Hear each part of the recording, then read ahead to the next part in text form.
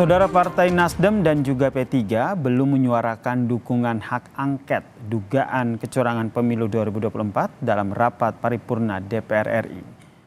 Ketua DPP Partai Nasdem Sugeng Suparwoto menyatakan hak angket masih menunggu hasil resmi rekapitulasi suara di KPU.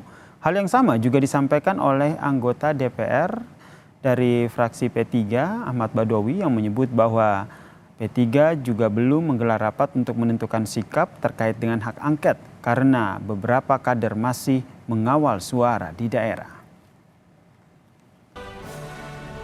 Kalau dari Nasdem baru akan bersikap setelah 20 Maret. Setelah 20 Maret, setelah kita betapapun menghormati penghitungan KPU ini, penyelenggaraan pemilu. Selain menunggu hasil pemilu itu juga menunggu sikap PDI Perjuangan. Enggak. Tolong garis bawahi. Tanpa PDI pun Nasdem akan mengambil jalan atau akan angket. Angket itu hak politik. Ada hak menyatakan pendapat, hak angket dan hak interpelasi. Pilihan ini kan belum ditentukan mana yang diambil. Kan belum. Fraksi-fraksi juga belum bersikap. Kami pun belum melakukan rapat internal. Insya Allah dalam waktu dekat akan kita kabari kalau sudah bersikap. Karena anggota masih ngawal rekapitulasi suara di tingkat kabupaten dan provinsi supaya nggak hilang. Lantas apakah sikap dari dua parpol pendukung paslon nomor urut 1 dan nomor urut 3 yaitu Nasdem dan juga P3 yang belum menyuarakan hak angket kecurangan pemilu adalah bagian dari strategi politik mereka? Kita ulas bersama dengan Direktur Eksekutif Indikator Politik yang telah bergabung bersama kami, Mas Burhanuddin Muhtadi. Salam sehat Mas Burhan. Salam sehat Mas Burhan.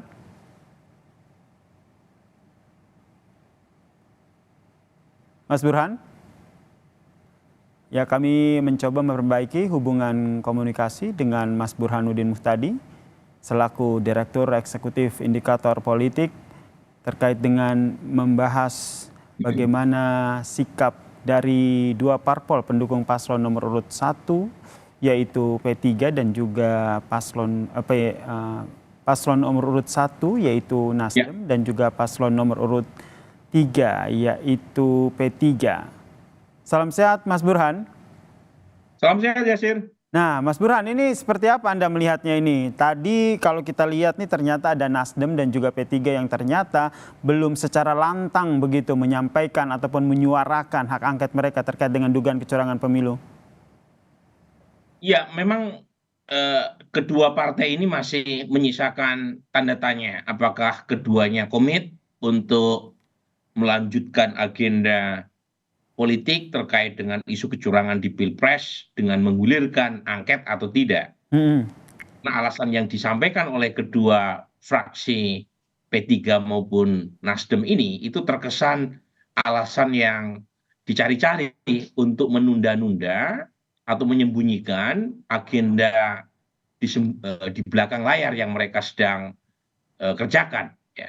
Misalnya alasan P3 bahwa belum diputuskan oleh fraksi terkait dengan apakah angket atau tidak. Sementara Ketua Umum P3 yaitu Pak Mardiono katanya sudah mendiskusikan soal partai-partai pendukung 03 untuk menggulirkan hak angket. Sementara Nasdem alasannya bersembunyi di balik logika bahwa proses penghitungan suara masih berlangsung dan menunggu hasil keputusan resmi KPU terkait dengan pemenang Pilpres.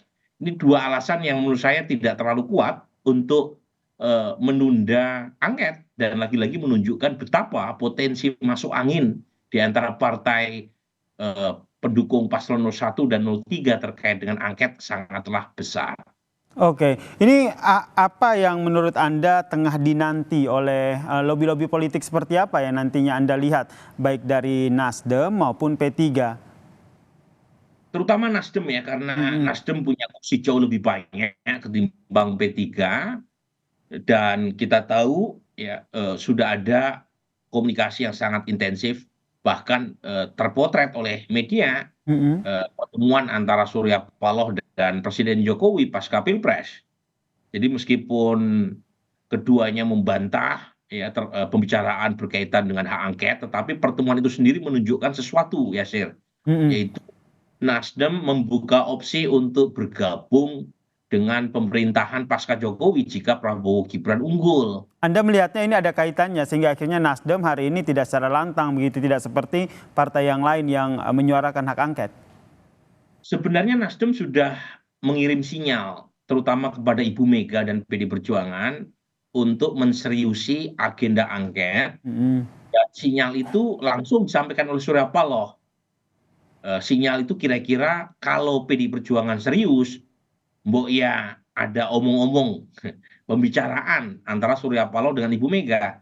Jadi kita tahu bahwa hubungan Ibu Mega dengan Pak Surya Paloh tidaklah mulus dalam beberapa tahun terakhir, terutama sejak 5 tahun yang lalu.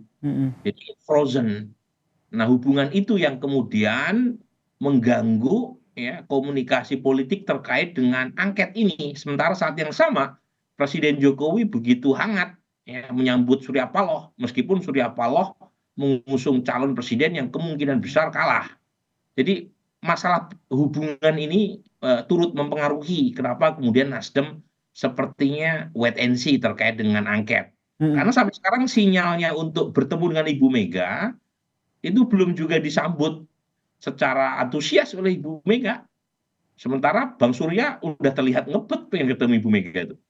Jadi dan ini yang perlu ditanyakan kepada Ibu Mega, kenapa Ibu Mega sampai sekarang belum juga berkenan untuk menerima Pak Surya Paloh. Gitu.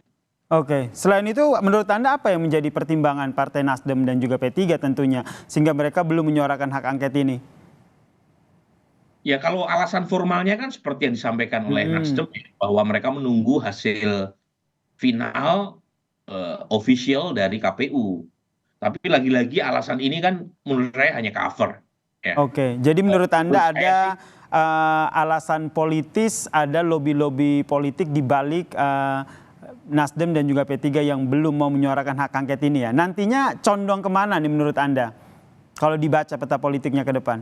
Jadi gini, hak angket ini bisa menjadi senjata mematikan, bahkan bisa berujung pada pemakzulan kalau kita mengikuti aturan, ya. Tetapi bisa juga menjadi alat bargaining untuk meningkatkan posisi tawar-menawar kekuasaan. Baik. Dan menurut saya untuk Nasdem dan P3 ya itu masih membuka opsi untuk bargaining terkait dengan tawar-menawar tadi.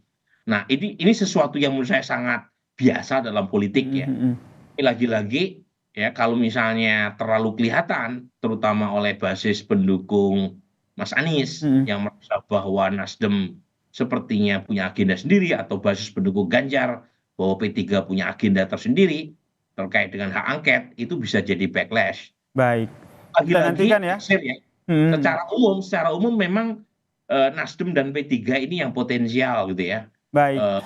Menentukan apakah hak angket ini berujung pada kenyataan ataukah tidak. Baik, kita nantikan ya seperti apa nih langkah politik dari Nasdem maupun P3. Seperti kata Anda, mereka masih wait and see, lobby-lobby masih terjadi. Kita nantikan langkah politik mereka seperti apa terkait dengan hak angket ini. Terima kasih Mas Burhanuddin Muhtadi, selaku Direktur Eksekutif Indikator Politik telah bergabung bersama kami di Kompas Malam. Salam sehat.